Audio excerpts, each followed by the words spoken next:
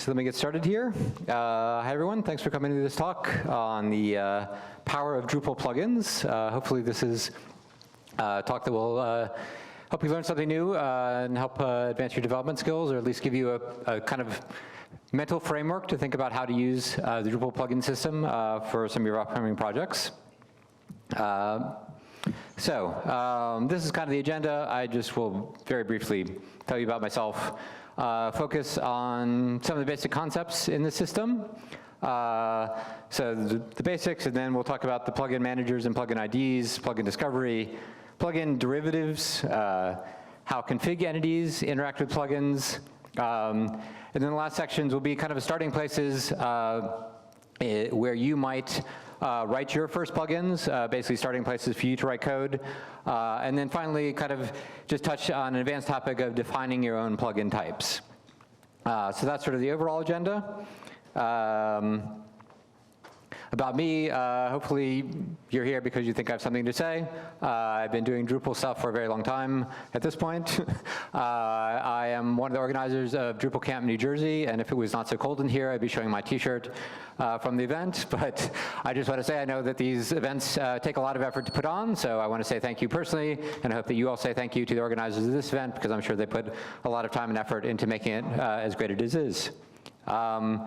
The other thing I'll mention, I'm working for a company newly created through a merger called SciSure. So this is a combination of eLab Next, which is based in the Netherlands, and SciShield. In SciShield, we have a web application that's based on Drupal, used for laboratory safety and compliance. We help researchers stay safe, manage their chemical inventories, and report about those things.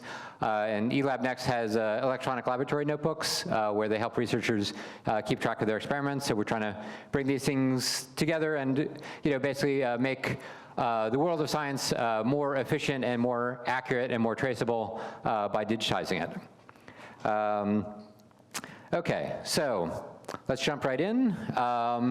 If you have a brief question during this, of course you could stop me if something's really unclear, but we should, I think, have 5 or 10 minutes at the end for questions. So if you have a longer question, maybe wait for that. So just to dive in, so plugins. Plugins, basically some reusable code. We encapsulate some particular function we want to reuse more than once, and we have to have a specific interface. For a given type of plugin, it has a specific interface. And so plugins of the same type, they have the same interface, and then be thought of as different ways to satisfy the same need. An example would be the views module. You have different rows. You can maybe pick a different format for your different rows. The row formatter is a plugin, right? So you can see, okay, the need is formatting the row. I pick the plugin, and I get a different format. You could also have something more abstract. Let's say you wanted to get stock market quotes. You have different APIs. You want to integrate with different Drupal sites with stock market APIs. So you have some plugins that you might create. They have a common interface where you ask for the latest stock market quote. And those different plugins know how to interact with different APIs and give you a consistent result back. Right, so it's the same need, but different result, different data, maybe from a different backend using completely different code. So plugins are provided by modules, if that wasn't obvious, and they kind of extend Drupal. And as I mentioned, they're often used when the user or developer wants to be able to pick from different solutions. Again, you pick a different row, you pick a different API to talk to. And these fall into an object-oriented design pattern, of course, called the plugin pattern. So if you want to learn more about the sort of concept of plugins, you could search the web for object-oriented design and plugin pattern. Okay, so one of the other things that's great about plugins, and so this system has been in Drupal since Drupal 8, and there were sort of versions of it in earlier versions of Drupal, but not used widely in core. So if you remember Drupal 7 and before, we had things like hook block. And so we would find all the blocks provided by all the modules. That wasn't so flexible. In particular, you could only put one block in one location throughout your entire site. And plugins are flexible in a couple of ways. In particular, one module is very easy to provide many plugins of the same type from one module. and then one plugin can be reused potentially. And you've probably experienced this. If you've built a Drupal site, you can take the same block in a Drupal site now, and you can place it as many times as you want. You can place it in different regions, on different pages, with different visibility conditions, but it's the same plugin underlying that, the same PHP code. All right, and that's not something you could do with hook block in Drupal 7. There's also a lot of flexibility. If you really needed to alter this system for some reason, you need to tweak, substitute, change what's being done by Drupal core, by a contrib module. You can even alter, for example, the class being used by a particular plugin, because you can take advantage of the fact that there's a specific interface, again, that these plugins use. So as long as you substitute something with the same interface, the code that's calling it won't know the difference. Okay. So let's just dive in, look at sort of some code, orient you, and I'll just comment. So the code samples are basically all from Drupal 11 core. Some of them I've edited a little bit just so they fit on the slide or they're clearer, but not major edits. So if you go look in the code base, you should be able to find these. And the first thing I want to point out, you can see at the top left is this field storage config. So this is an exported configuration entity, field storage config, and it has a type key. Turns out this type key, the value there is a plugin ID. And we'll talk more about plugin IDs, but just to kind of start to orient you about how this all fits together. And you see to the block to the right, so that ID for this field type plugin is the string image. And that's really all this does, is look up the string image as the value. Hey, go find me the field type where the plugin ID is the string image. Okay, great. Now this field type has some arguments being passed into that attribute. And you'll see one of the arguments being passed in is a list of constraints. It turns out those constraints, the names of those constraints are also plugin IDs. And so you see over here at the bottom, we reference this constraint. Its plugin ID is file validation, which happens to be in camel case in this case. And so the plugin IDs are just strings. They can be really anything you want. They follow some conventions, as we'll talk about later. But for the most part, you can even see these things. So one case it's just normal or snake case, and another case camel case. Anything can really be, any string can be a plugin ID. So keep that in mind also. So that's it. So part of the point of this is you'll have probably already seen references to plugins and plugin IDs throughout Drupal code if you've opened things up. But in these examples, I think it's not really obvious, right, at first glance that we're talking about plugins. Like, how do I know that the name of a constraint is a plugin? You don't until you've gone and looked for it. So in some cases, it'll be more obvious. The key will say plugin or plugin ID. But in other cases, you just have to start digging in a little bit, and you'll have that aha that, oh, this thing that's making this work, this type of field, this type of constraint is a plugin. So these are really all throughout Drupal core and important for that reason. Okay. So let's talk about the plugin manager. So plugin manager, every type of plugin has to have a manager, or at least that's the convention. That's how it works typically throughout Drupal core. And you register that as a service. And that service is then used to instantiate desired plugin instances. And I'll show you what that looks like in code. I've already mentioned plugin IDs, right? So every plugin has an ID. And that might be in its definition. We'll get back to what a definition is. But as you saw in that previous example, it's basically just a string. Could also be generated as a derivative, confusing topic. For a given plugin ID, another way to kind of wrap your head around this, for given plugin ID, those are always going to be the same class. So there's kind of a one-to-one mapping between, hey, I want a plugin of this ID, and the instance I get back, it's always the same class. That never varies. When we talk about a plugin instance, that's a little bit more specific. That's a combination of the plugin ID and some configuration.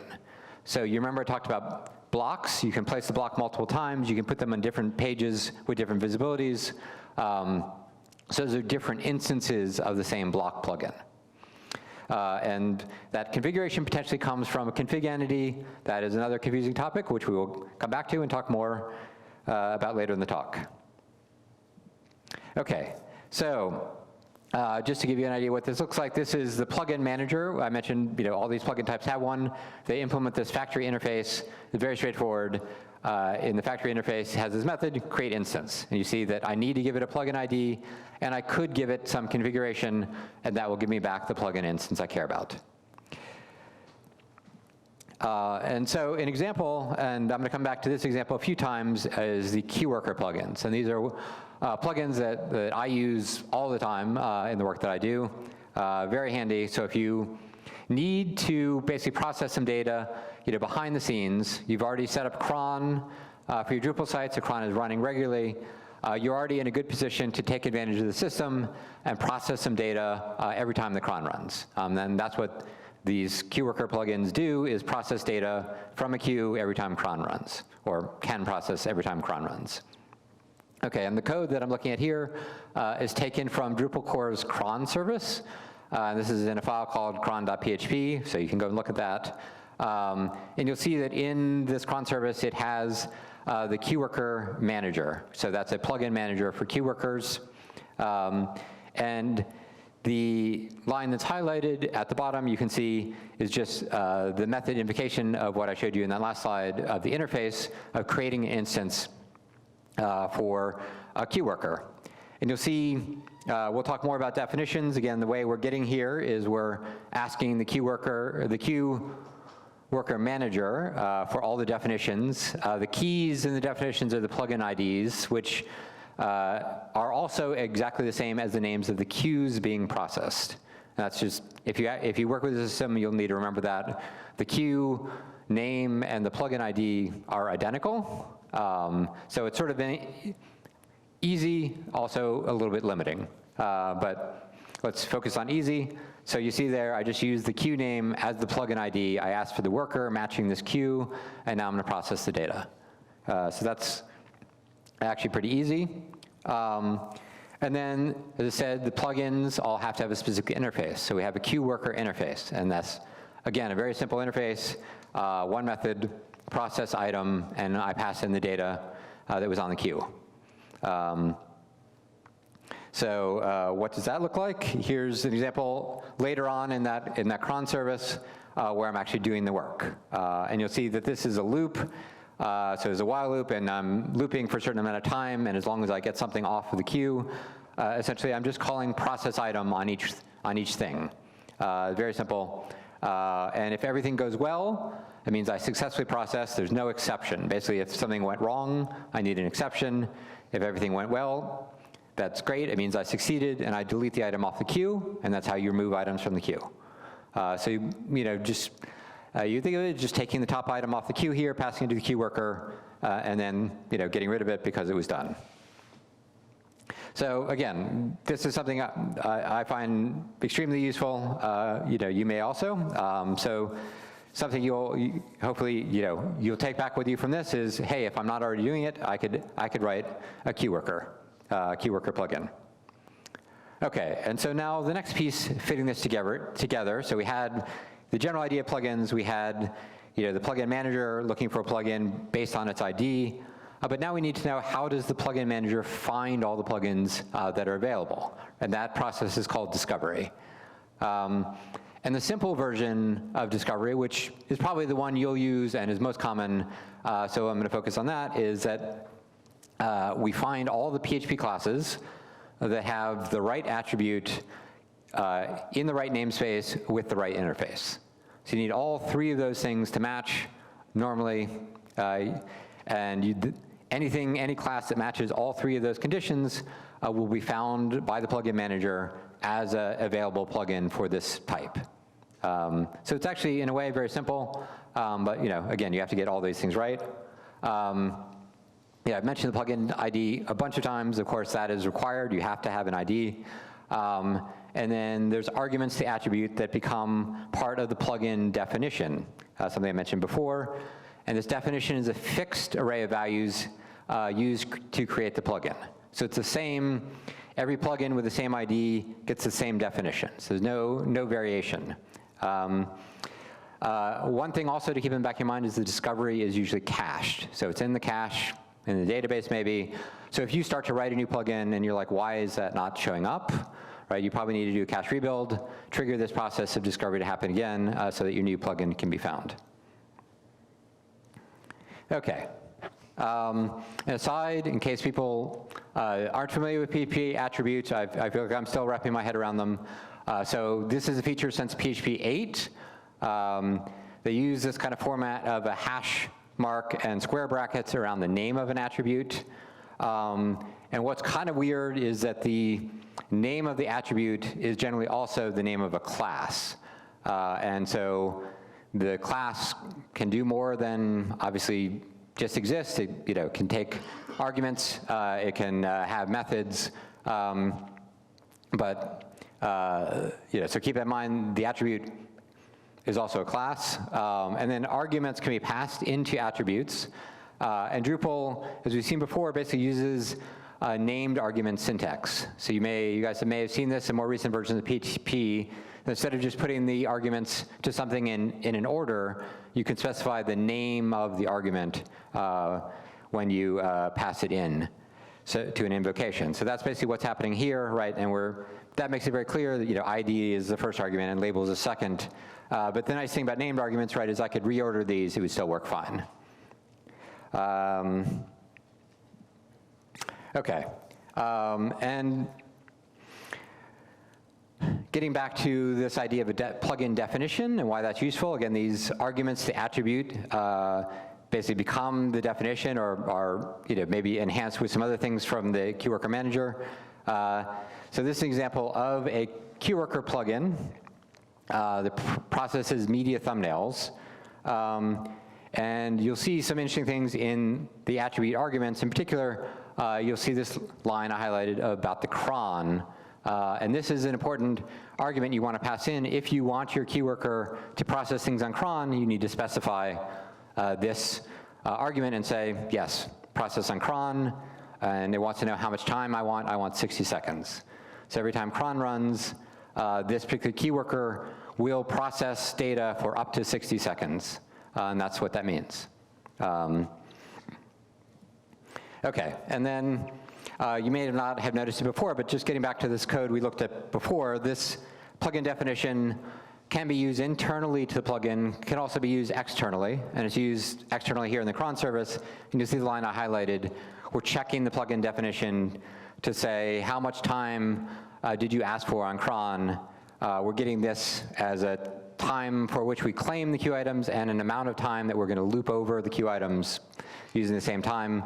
And so that's why it's important that you specify something reasonable in there that you're going to use and will be enough to process your data off. Okay. So I mentioned this a couple times already, but mention it once again because I personally was repeatedly confused about this when first learning about plugins, is the difference between the definition and configuration, because they seem very similar. But what I'll just reiterate is, you remember the configuration was optional. I didn't have to provide any configuration at all to create a plugin instance. In contrast, the plugin definition is just part of the plugin. It's part of that annotation, or sorry, attribute. So you always get the plugin definition. The plugin definition is always the same for every plugin for the same ID. But the configuration could be variable. So keep in mind, definition, yes, that's always the same. Configuration is different, could be coming in from somewhere else in the system. Okay, so stepping back about discovery, I said, the most common version is using this attribute namespace and interface discovery. There are other ways to discover plugins that Drupal core uses. In particular, there's some that use YAML files for discovery, and I'll just touch on that briefly. You could also see some based on hooks. You could see really any mechanism you want to define in your plugin manager can be used. But because Drupal core very easily supports this attribute namespace interface setup, that's what most plugins you see will use. However, also if you look, you'll see that there's still backwards compatibility support for using annotations. So annotations look kind of like the attributes, but they're actually just code comments that are parsed separately. And the reason those are still supported is that PHP, only until after PHP 8 had attributes, and before PHP 8 didn't have anything, so we had to basically make one up, which was annotations. The other thing to know about discovery is it's the process through which derivatives are generated. and we'll come back to that very shortly and talk about derivatives. First, I just want to kind of give you a little view into a completely different way to discover plugins. Might meet certain use cases, and this is YAML file discovery, and these are local actions. So if you've written a module and you wanted to put just a link on a page, right, that's a local action. It kind of tends to show up as a button, and it might be like, go here, or create a new entity, things like that. Those are local actions versus the local tasks, which are the tabs. And so the local actions here in the YAML file, that top level key, that's your plugin ID. And then the rest of the data is basically the plugin definition. And you'll see that one of these two specifies a class to use. But if you look through Drupal core, you'd find that most of these do not specify a class. And this YAML file discovery strategy is sort of used for these things like local actions and local tasks, where almost all of them use the same class. And so there's only a few percent that need something different and override the class. But the ability to override the class, the ability to do something specific is why this is powerful. This is why these are plugins. So that you as a developer can say, oh, in this special case, I need extra query strings, I need extra checking, access checking, I need something different than the standard, and I want to use it for this specific local action, which is different from the default. So in this case, for this local action, this menu link add, the special thing that it's doing is just taking, adding an extra query string to the link, something very simple. But you might actually find this useful in some cases. So it's basically saying, when starting from this page, if someone clicks this link, creates a menu link, I want them to automatically be redirected back to where they started. Most local actions that don't necessarily want this to happen, they don't necessarily want you to come back. This one wants you to come back, and so it overrides the class with a very small enhancement to this one method. So again, something to think about if you have these kind of problems, you're like, why can't I make this happen? This is the kind of strategy you can use, your own plugin class, to make these enhancements happen.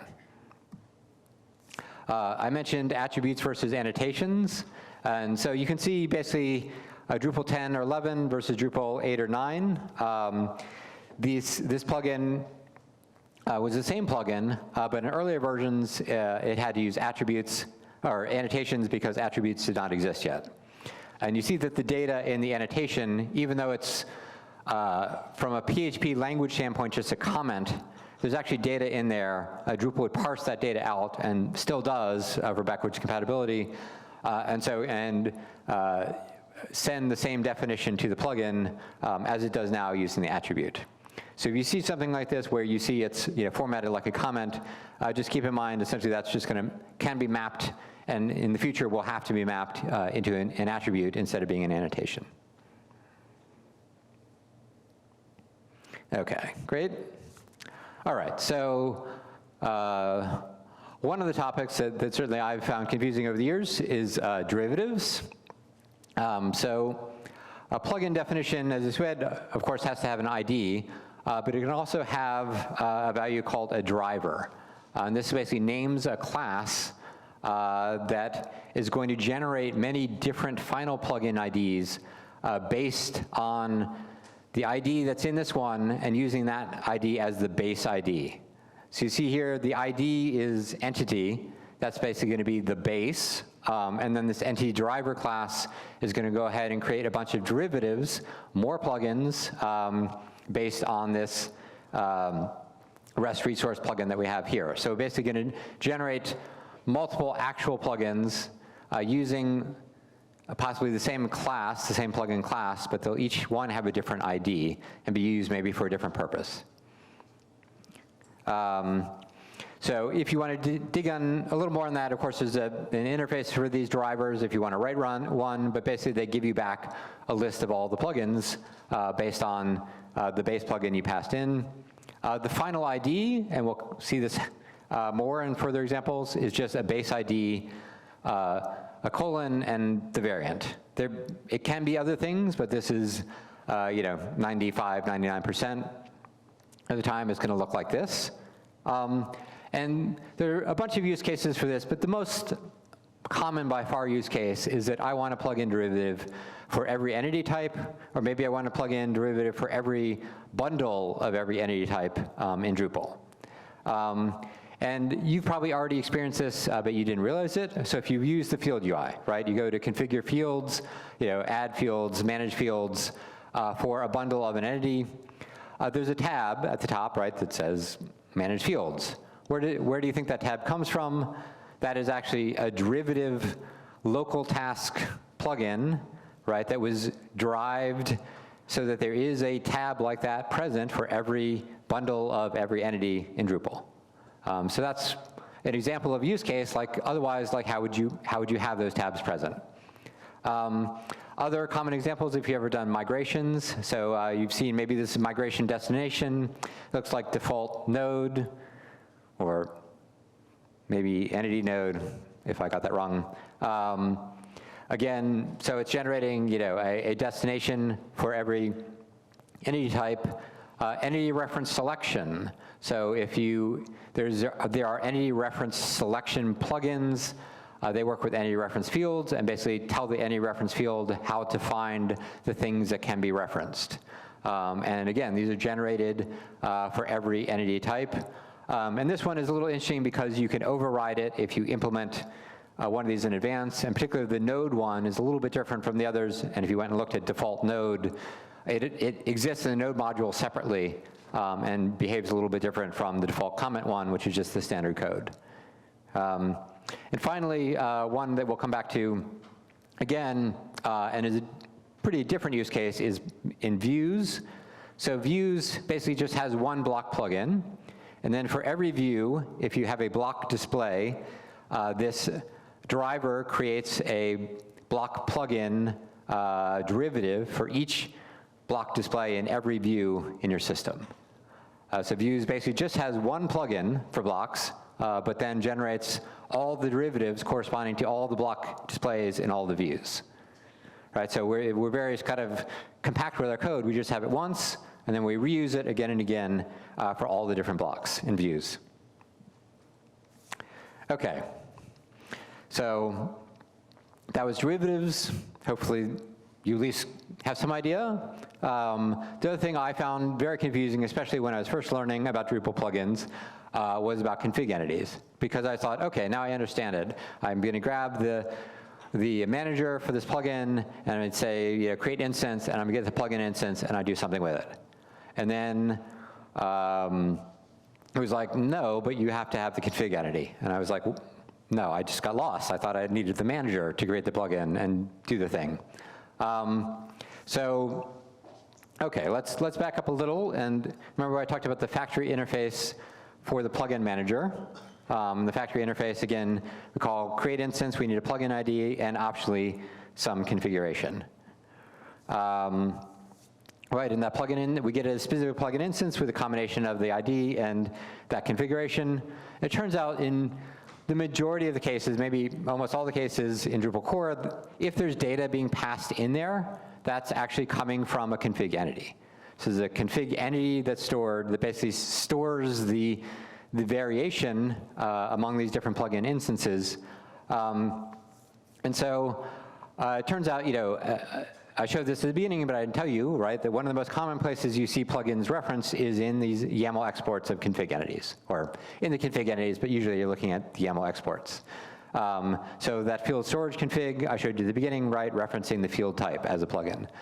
Views config entities, of course, reference many different plugins, like for the rows, for different things that need to be configured in the view. I mentioned migrate, so migrate plus, and of course blocks as our common example. So even sort of more, right, so this gets even more confusing because now we have these config entities. Config entities don't necessarily even just have one plugin involved. They might have a whole collection of plugin involved. And especially in thinking of views, right, I need to know about the plugins for the rows. I need to think about the plugins for the filters. I need to think about all different kinds of plugins that view is going to use. So each of those different plugins is configured using a subset of the data in that configuration entity. In core, you'll see that there's a common pattern that even for plugins that have only one plugin or one main plugin, there's still a collection, an object that's called a collection. That way, the code that interacts with these config entities doesn't have to care whether there's one or many. It could just call give me the collection. And one of the take-home lessons for today is if you start interacting with plugins where their configuration is managed through configuration entities, it's much, much easier to load the configuration entity and then ask the configuration entity to please give you the configured plugin than to go the other way around. If you try to just get the ID and then get the plugin manager and try to find the configuration from the entity, you're going to suffer a lot, but the configuration entity classes are written to know how to put this together and give you the plugin with the right data. So that's one of the important take-home lessons if you start developing this stuff. So just, as I said, you'll see these in YAML exports. In this case, for blocks, the plugin ID is labeled plugin. That's easy. You see below that, what's called settings here is actually the configuration that's passed into the block. And an example to look at particularly is label display. And then I said you could get the plugin from the entity. And so that's at the bottom here, right? We're just asking the entity type manager for the storage for block config entities and loading this Olivero-powered block, and then asking that config entity to get plugin. So block config entities have a method, get plugin. Several other config entities have a similar method or the same. I'll get you the main plugin, and then you could do whatever you wanted with it. It's already configured for this specific block. And then let's just look at the code for the actual block plugin. So this is kind of a little bit of jumping ahead if you wanted to think about writing your own plugins. One of the great places to start is writing a block plugin. And you see, of course, the ID matches what we saw in that export. You see it has a set of default configuration. You don't have to do that, but the label display is a set of default configuration which could be overridden by the configuration coming from the configuration entity. And then the main thing, if you're writing a block that you have to worry about, is writing this build method. And the build method returns a render array. So pretty straightforward. I want to write a block plugin. The main thing I have to do is write this build method and figure out what render array I want and what, therefore, will be rendered on my Drupal page. Of course, this is made easier for the case of blocks and a lot of other core plugins. You'll see that there's a base class. So there's a block base class. This is extending. Right, and so for many of these plugins, they have a base class in core, and you can extend those, and maybe you save a bunch of boilerplate code or things you don't care about. Maybe there's default configuration, you don't need anything, so that's just an empty method in the base class, and you don't have to implement it in your specific class. So again, come back to something like this. This is a nice simple example. Might be a good starting point for you. If you want to write a custom block, you basically copy this code and rename the class and the ID. Okay, this is a more complicated example of YAML export of a block config entity for a view, right? So this is a views block from the Umami theme. And you'll see in this case, the plugin ID is something more complicated, right? And this is the derivative ID I talked about earlier. So the first part called views block, that's if you looked in the code and you looked for the corresponding class, views block class, it would just have that first part as the ID.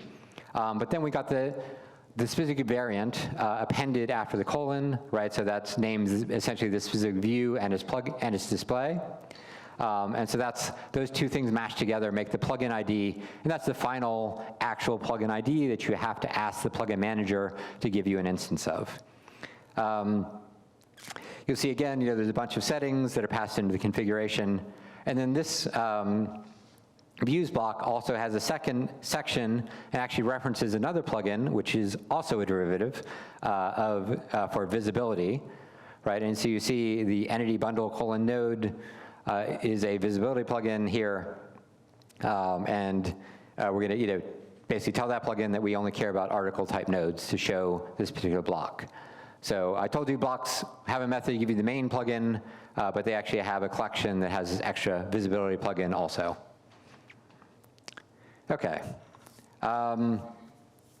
So starting places for you. We've already talked about a couple of these. So processing a queue on cron, I think great example. Talk about it a little bit more, but we already saw a bunch about that in section 2. Defining a simple block, I just told you about on the last slide in section 5. And the last thing I think might be a great starting point for you, if you want to write a plugin, do something useful for one of your projects, is implementing a custom REST endpoint. So in order to do that, you're going to want to turn on the REST module in Drupal core. You probably want to get the REST UI contrib module.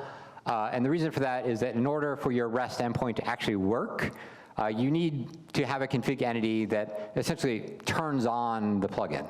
This system is a little funny. It's mostly kind of a one-to-one of the config entity to the plugin because obviously the path has to be unique.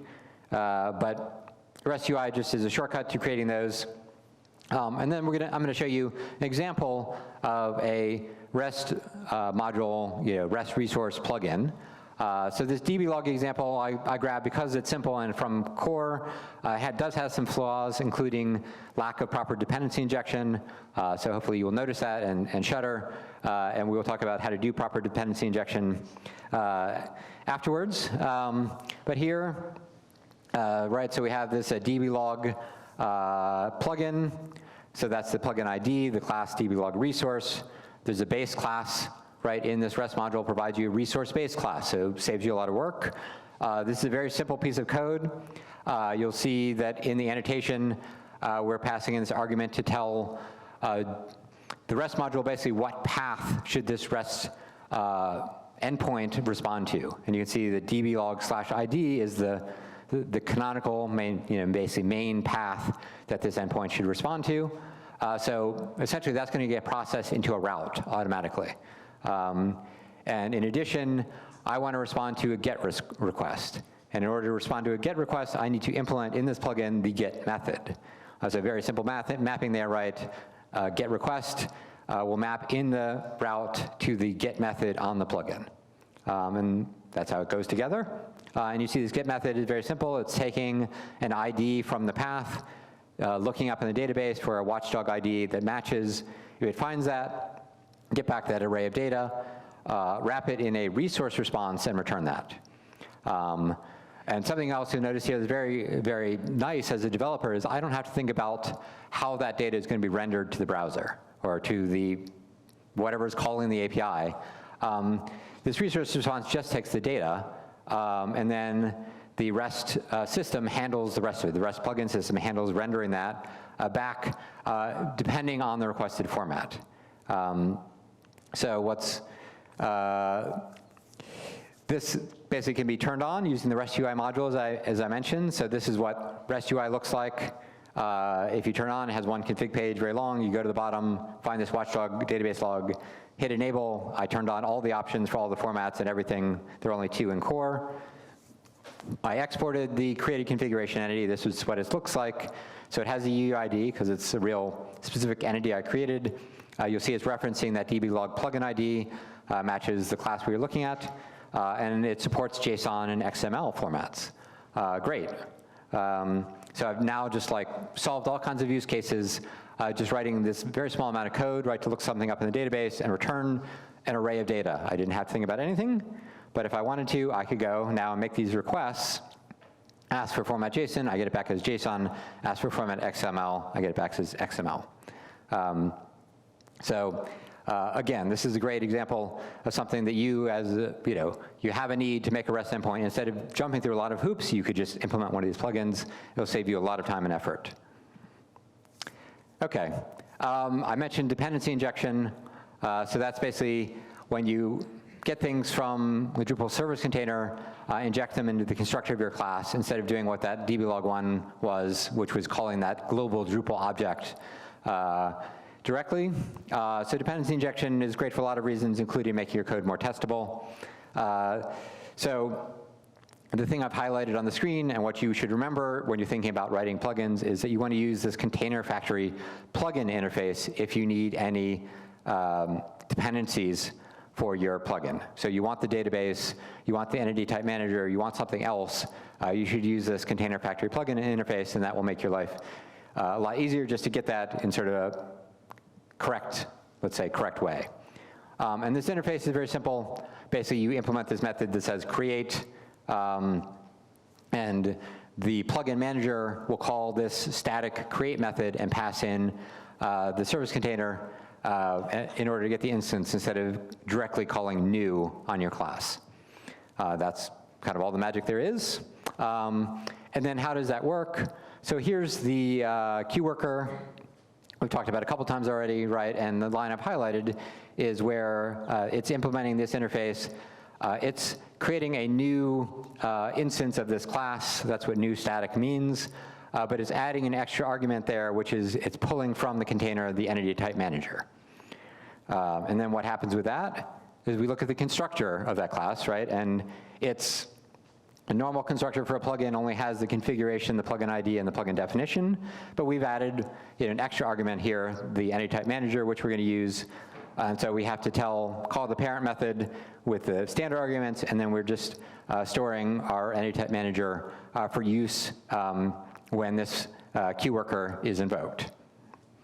And to show you what that looks like, again, just put it all together. And again, this is the kind of thing you should be able to write. Look at how little code this is for great convenience, right? Basically, I can put things on a queue. On Drupal cron, the thing's going to be pulled off the queue, and then they're going to be passed into this queue worker plugin and processed. And the processing doesn't have to be anything complicated here, right? It's just something I want to do in the background. I didn't want to do this at the same time the user saved the media item. I just want to do it later. I want to get the thumbnail sometime later. I want to update the thumbnail, okay? So the code here, you see we're using that injected entity type manager to get the media entity storage, loading the media entity. So basically the queue item, all the queue item had was the entity ID for the media item. It was very simple, you didn't need much.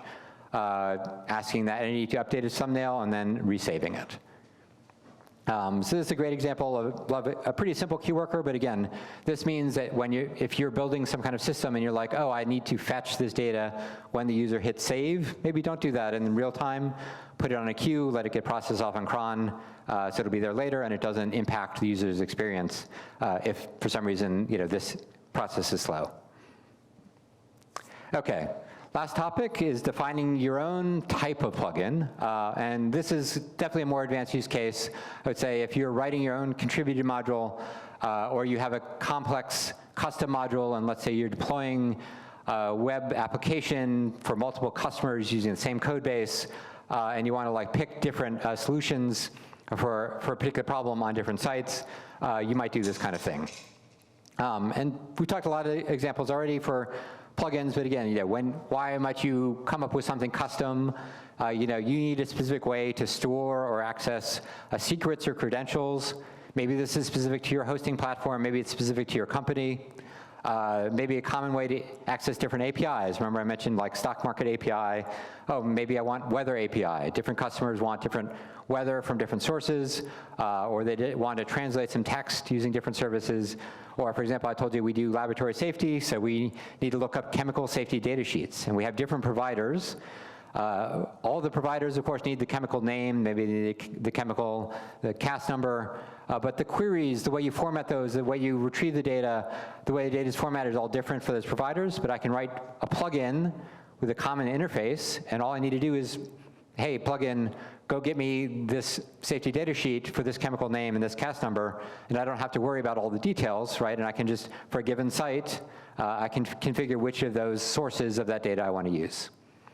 And finally, again, I mentioned rendering. You have some complex use case that's not views. You could write plugins to, toggle the way you render data in different rows. Just kind of trying to throw out some ideas, get you thinking, hey, in my projects, is there something where I might want to define my own plugin type? And so this is sort of an outline of what's needed. So you need an attribute to attach to your class. You need a namespace. You need an interface. And then you need a plugin manager. And then you need a service definition for the plugin manager. All right, so these are all things we mentioned, but you're going to have to write these basically from scratch. But there's a lot of code already existing that you can extend. There's not a lot to write, actually. And then, of course, you want to implement at least one example of the plugin, at least in a test, to make sure that your whole system works. So just to kind of show you what that ends up looking like in the plugin manager, this queue worker manager calls its parent default plugin manager.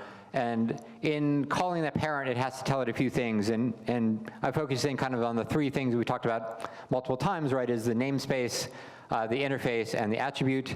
So you see it has to tell the default plugin manager which subdirectory to look in course, as you know, with PSR4, the subdirectory and the namespace basically map one-to-one, right? So this telling the subdirectory is the same as determining the namespace, what interface am I looking for, and what attribute is this class going to be associated with.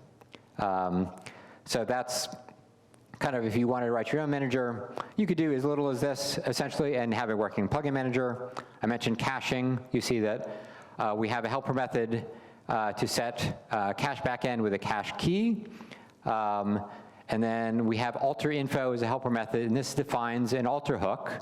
Remember, very back at the beginning, I told you that if you needed to, basically all the plugin types have an alter mechanism and an alter hook where you can go through and you can tweak stuff. If for some reason, you need to change what Drupal core is doing or some module is doing, there's often an alter hook that will let you change the class or change something about the plugin definition.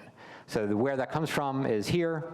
So here we're defining qinfo alter hook. You'd have to look up the full name, but plugin info alter basically. Okay, so let's wrap up. Well, hopefully we'll have a few minutes for questions. So remember, plugins of a type have a specific interface, and a plugin instance is a combination of plugin ID and a set of configuration. Plugins are provided by modules, and typically, as we keep saying, discovered based on the namespace, the interface, and the PHP attribute on the class. And most configurations that need configuration are going to get it from a configuration entity. So if you need one of those plugins, load the entity up and get the plugin already configured out of the entity. That will save you a lot of hassle. Okay, the session slides should already be posted, so you can go to these links. There's actually pretty extensive documentation on Drupal.org. Also, some other posts. Again, the Drupal plugin system hasn't changed that much from Drupal 8 till now, other than substituting attributes for annotations. So some of these posts may be older, but for the most part, they're still relevant. As I said, this is all already posted in the session slides. And that's it. Thank you for attending, and I would be very pleased to take your questions.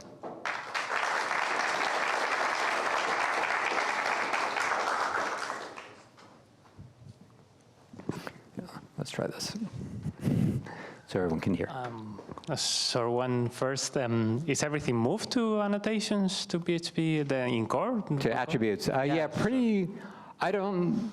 Most of the plugins in core, if not all, are using an attribute now. And they will be deprecated at one point, the annotation. Yeah, so to be deprecated, I mean, so at this point, if you have a customer contributed module, the annotations will still be found, but so you don't have to have converted yet, but yeah, I don't know, maybe Drupal 12 will be fully deprecated. 13, who knows? Right. And another question about the derivatives. Yes. You mentioned that some derivatives are overridden. It's just as simple as creating your plugin with that ID? Or? So I think that's sort of specific to the entity reference selection that I think in this case looks for an pre-existing derivative. Oh, okay. So is that is the derivative code that needs to take Yeah, that's a good question. I'm not sure if you in general wrote this, whether it would, which one would win out. So it depends on the plugin, basically. Yeah, but plugin type. Right, so I think it may be specific to the plugin type, whether this works. Okay, that's it. Okay, thanks. Any other questions? No? Okay. Well, thank you all for coming. I hope that was informative. Of course, feel free to come and say hi if you want to chat.